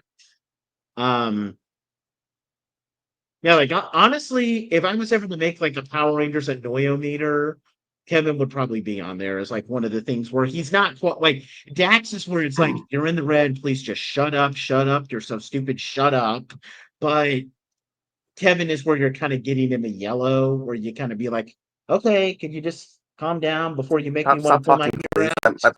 I'm like, stop talking, please. I just don't let you talk. Yeah, that's literally me with him. Like, stop talking, please. For me, for Dax to be shut up, Dax. Like, shut the F up, Dax. But for Kevin, it's just like, please just stop talking. Like, just stop talking. Did you want to add anything for Kevin, Riz? Good. Use your aggressive feelings, boy. Let the hate flow through you. He is abusing that sound bit, and I'm giving him too much power. Yeah, it's a great sound clip. It is. And I also want to say, I think this one fit very well with the moment. It did. Totally. Yeah, it did. So you can't blame for me me for having fun with the soundboard. So who's next on the docket? Noah. Oh God. I think D tier. I don't want to put him in F. I want to put him in low D. He's not F. No. He's just a D. Well, okay, so he is Billy without any of the depth. Yes. I would argue that The depth and the charm too. Like I don't know. Mm-hmm. well, okay, so I think Noah is more memorable than Max and Cestro, and less annoying than Lucas. Yeah, That's I would not put really him a high ahead of bar though. Lucas. Okay, But- I'll high bar, I'll though. give you that. I'll give you that. But I also think he is on that border of C and D to where I kind of lean low C over to high D. Nah, I can't put him in C tier. I'd probably put Heidi just Yeah. because Noah is one of those characters where if Noah is probably like a less significantly lesser version of Madison where he could have been a lot better. Now Madison is really good for what she is, but with Noah, there's a foundation for him to be a good character, but there's significantly less effort put into the writing there. So it just kind of leaves him hanging really bad. Mm-hmm. Yeah. Yeah. Now, my man Koda, he can jump that line all the way to. Yeah. I don't know if I would put him ahead of Tori. Maybe I don't know. I would put him ahead of out. Tori just because he was better. He was like better. Like a better. Had more stuff to do. Yeah, I think above Tori. I don't think I'll That's put him fair. above Ethan though. No, not above Ethan. Definitely Nah, not. but you know. Yeah, Koda was a fun character. Koda from Dinosaurs World. Big dinosaurs. Yeah, that Right. okay. The one thing I want to give Koda credit for is that he is one of the comic relief rangers that I would probably say is one of the funniest because I remember watching that episode where we learn more about his backstory for the first time, where we're seeing him like see stuff in the modern world, like when he's walking toward himself in a mirror, but he doesn't realize it's a mirror and he bangs into it, or when he sees something scary on a TV and picks up like a big rock and smashes the TV with it. That's the first time probably since that's the first time probably since like maybe either Xander doing one of his planned Xander stuff or Bridge just being Bridge. That was maybe the first time the Power Rangers actually made me laugh and laugh. I mean, it's one of the things that I love about Dino Charge is that they had two characters that were out of time, and they actually had to make them go through a bit of culture shock. Yeah. That's why I keep praising the episode where Ivan recruits like the crossing guard and the old lady because funny. That's exactly the kind of thing you'd think someone from the medieval times would do because he doesn't understand how things work. He sees a guy commanding giant steel vehicles on wheels and he thinks he's some kind of god. Yeah, it's hilarious. Hey, real quick comment on what you just said, Patrick. Huh? Hey, Cole. Hey, John. This is how you do the out of time, out of space type thing to where you Zoo Rangers. World. Where was that? Yeah. Where's that one meme of the Simpsons character? That one guy slapping his son in the back of his head, like that's how you do it. Yeah, that's how you do it. Yeah, yeah. Because the Zoo Rangers, John and Cole, they could have all taken lessons from the Dino Charge cast for sure. Yeah, yes, like indeed. John and Cole are basically the same character in terms of like what their story would have been. Mm-hmm. Cole did it better than John, obviously, but even then, that's not saying a whole lot because the bar is set super low here. It's really super, yeah. But no, I just wanted to say, like, hey, this is how you do an out of time type story. Even looking at Dino Charge's counterpart, Uchi doesn't deal with that either. Yeah. Like Dino Charge actually bothered to put in the effort to do this, and it makes Koda and Sir Ivan such memorable characters. Agreed. Yep. So, on to the next hit, so brother. For selfish reasons, I want to put Preston in B. He's in B, but he's in B. I just like his show. I like the character, but I don't like the show. That's very. He was probably the most tolerable character in the show. I don't want to say tolerable because I think he's better than tolerable. Like he wasn't, He was a like good he wasn't character. super. Well, the reason annoying, why I worded it that way is because like Ninja Steel has an overdrive problem where almost every character on the show is like you can't stomach them very well. Really? I don't think I can't take the Ninja Steel cast personally, but he's the one that I can actually like deal with.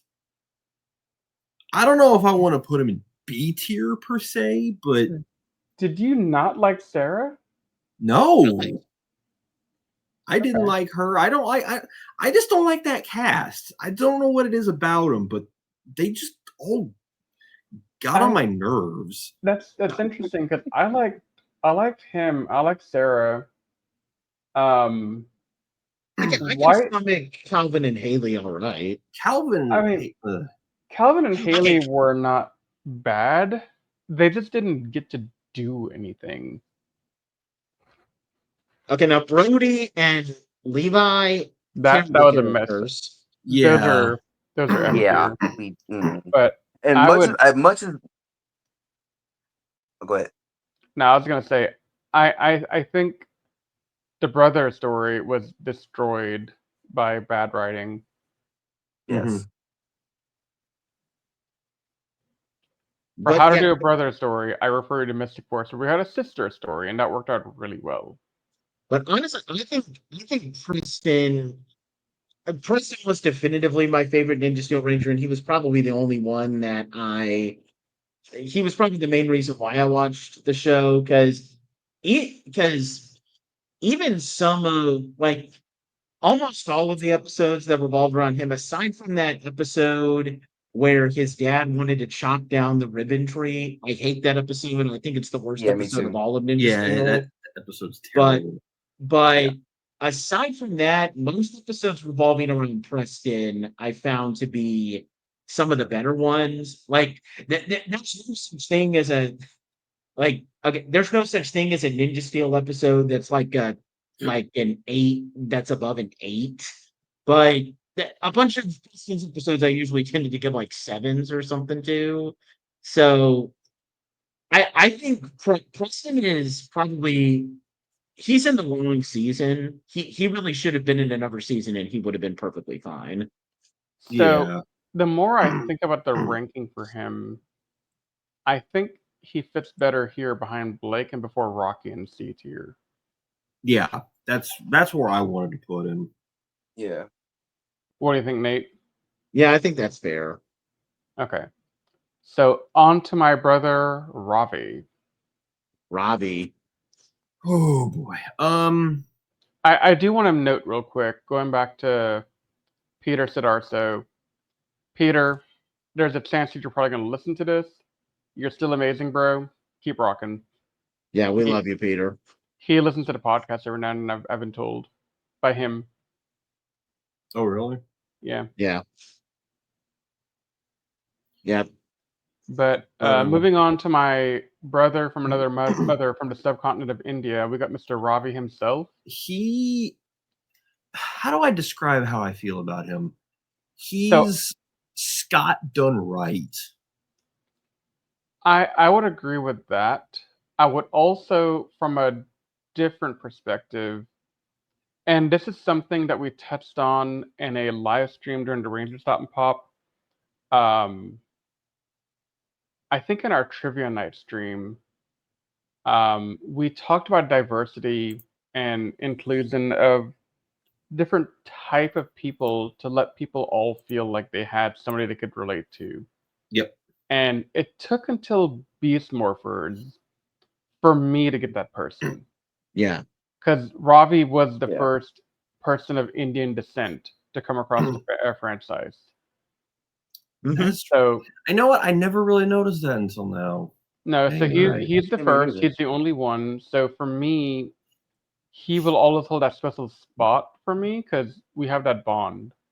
And when I go to the con now, we talked about the heritage a little bit, and we conversed a little bit in Hindi, and that's pretty cool. But no, if I'm going to be honest, I think Ravi was a B character. I think he's high B. Yeah. Yes. Is it wrong for me to say he's better than Maddie? And no, I was going to say it. The reason why I like him so much is because he goes by the books, but he also has this like gentle side to him, like his artist side.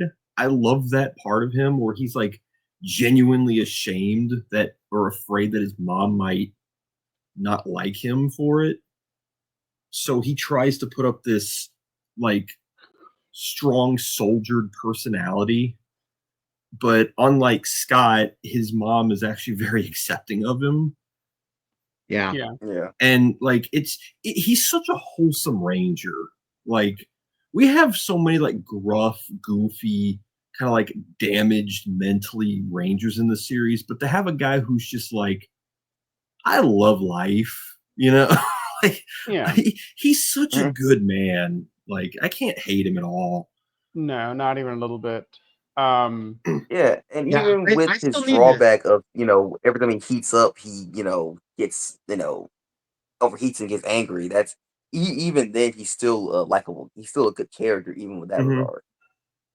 Well, I think they handle the Go Buster vices a lot better in Beast Morphers, if I'm being honest with y'all.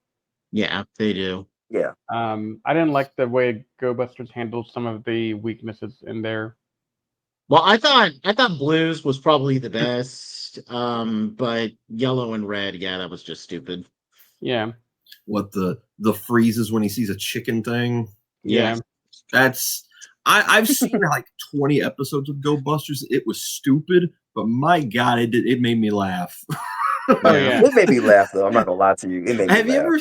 It always reminds me of that one picture of a Red Buster in the Family Guy kitchen's house kitchen, and the fighting chicken was outside the window and he was frozen. I can see that happening. That's a good one. Yeah, I still need to see season 2 of Beast Morphers all the way through to have which believe it or not, at some point very soon I'm gonna be watching that since we have to watch Go Busters since it's one of Yasuko Kobayashi's seasons. So so I'm gonna have to watch Beast Morphers at some point, but I remember liking Ravi for what he was in his whole thing with Roxy for season 1. So I can definitely agree with what I've seen so far of it. He's B tier. Yeah. Okay, so moving on to the last, but certainly not least of the blue. A. We got Mr. Ollie, the man himself. A. I think A, but I don't know where in A. Number 2. No. Actually, I think I might want to put him as the number 1 A tier.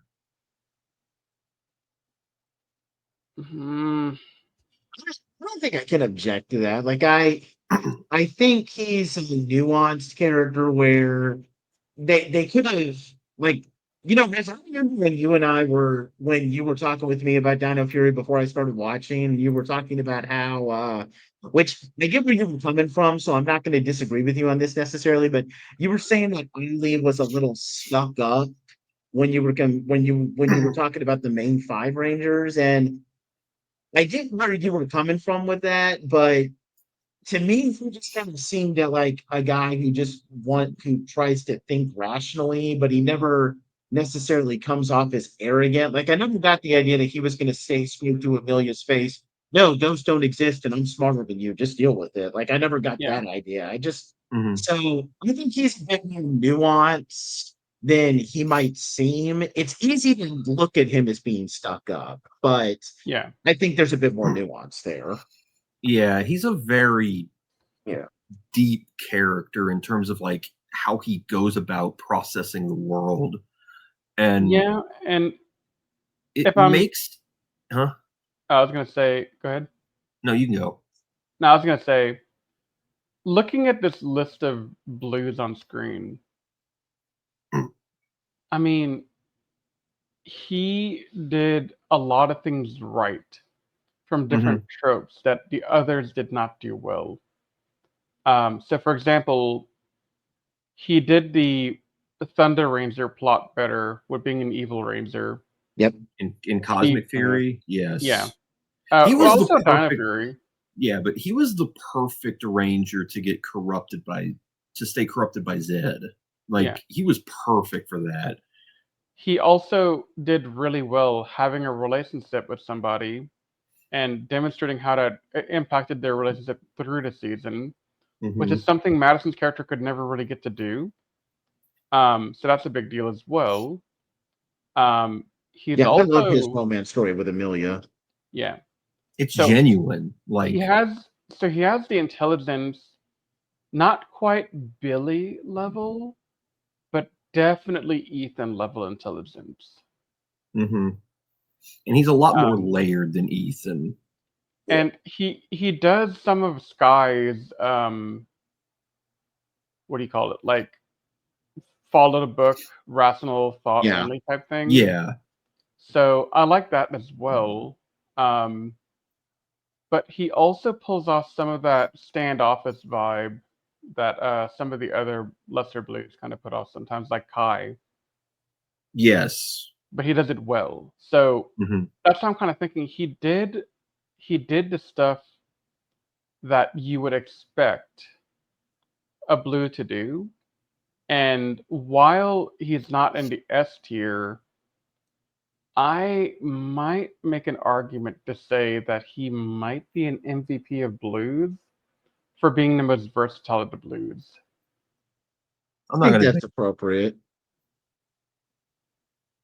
Like, I wouldn't say he's the best blue ever, but he definitely is probably the most versatile. He is the most versatile. Like, okay, so if you look at Sky, he is strictly militant and has that really awesome rivalry story. TJ is, he has that awesome redemption story where he went from failing as Turbo Red to finding his place as second in command for In Space. Billy's the goddamn goat. You can't go wrong there. Like there's just so many things that Ollie could not do, but he took pieces of everyone, I feel, to make his character. Yeah. And Theo had that kind of sort of maybe relationship with Lily for most of the season. Ollie sealed the deal right away. Yeah. So, and considering he and Amelia were together when Cosmic Fury begins, you get to have the emotional moments, and they handle the emotional moments very well, where Amelia is having to deal with the fact that she doesn't know where he is, and she has to fight him. Yeah. So I think Ollie might win an award for not being in the top. Like, he is definitely top 5, but I think he is the most versatile of the blues. Should we move him up a tier? You want to S him? I think we should S him. I was going to make that argument, but I didn't want to make the argument because I didn't know if you guys would agree with it. Honestly, you want me to be real? I'd put him above Billy.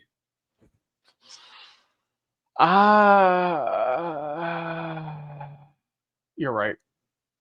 Yeah, I don't know. The more that Riz was just making that case, the more I realized, like, it's kind of a crime not to put him in S after we talk about that and agree on it. We're gonna put him S as soon as we did this. It got to him, so yeah.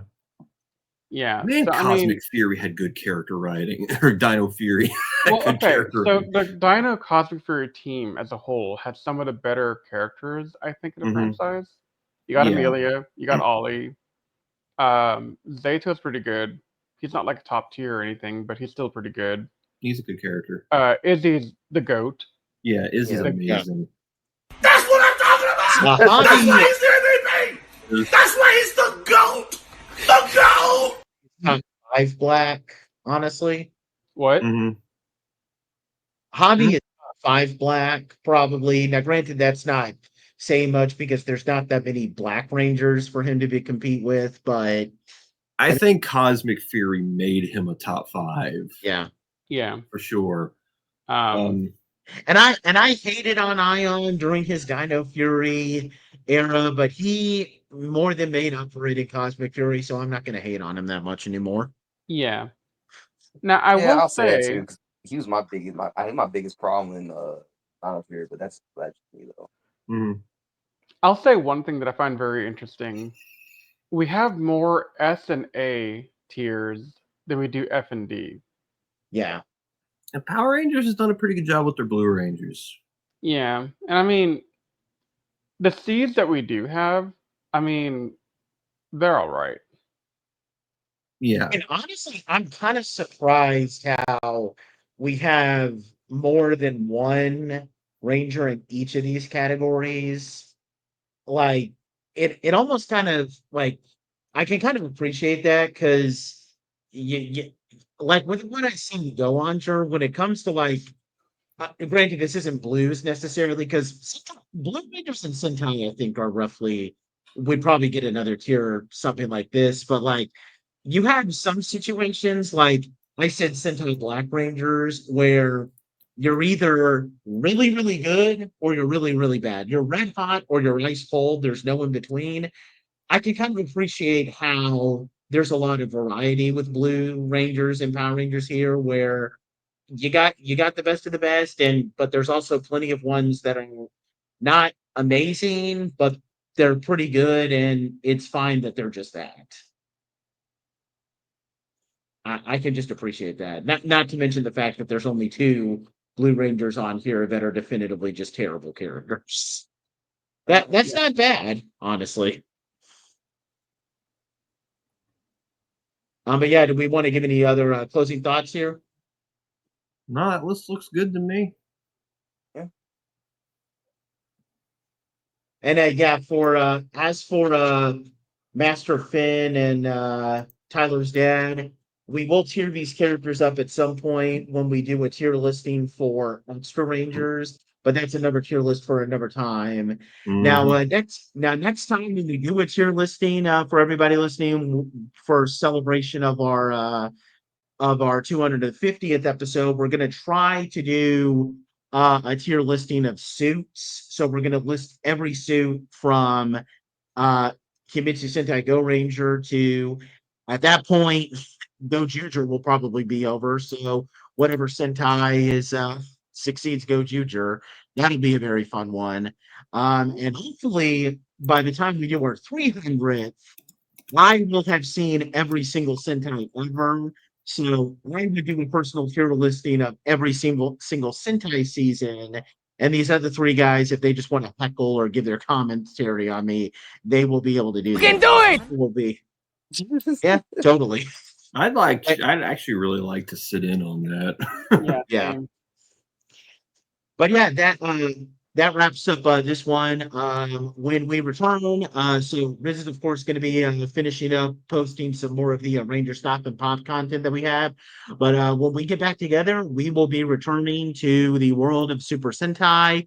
We are going to be taking a look at Mahu Sentai and Maji Ranger next, since we just took a look at Mystic Force.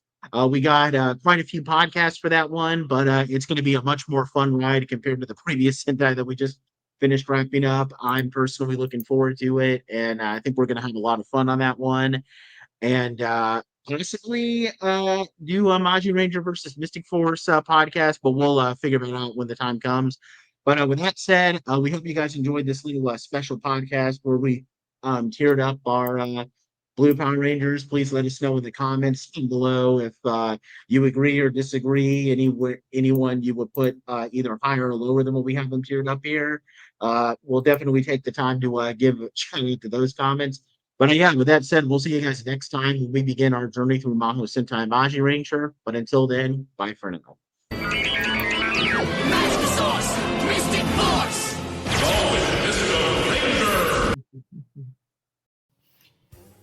If you enjoyed listening to the Toku Secrets Podcast, please check us out at animesecrets.org and follow us on all our social media pages such as Twitter, Facebook, and Instagram. And also feel free to check out our other podcasts, including Anime Declassified and the Jedi Squadron. You can also leave us any feedback you'd like to offer us directly on our website. If you're listening to this on Spotify or iTunes, we thank you so much, and please leave us a rating out of 5 stars. If you're watching this on YouTube, please subscribe to our channel if you're not already subscribed, and leave any comments down below, as we love to take the time to read comments left on our channel and give our fans, shout-outs. If you have any seasons of Super Sentai, Power Rangers, or other tokusatsu shows that you'd like for us to check out, please don't hesitate to say so in your feedback. With all that said, we thank you so much for taking the time to listen to our podcast, and we will see you next time as we continue our never-ending journey through the world of tokusatsu. But until that time, you all stay safe, we love you, and may the power protect you.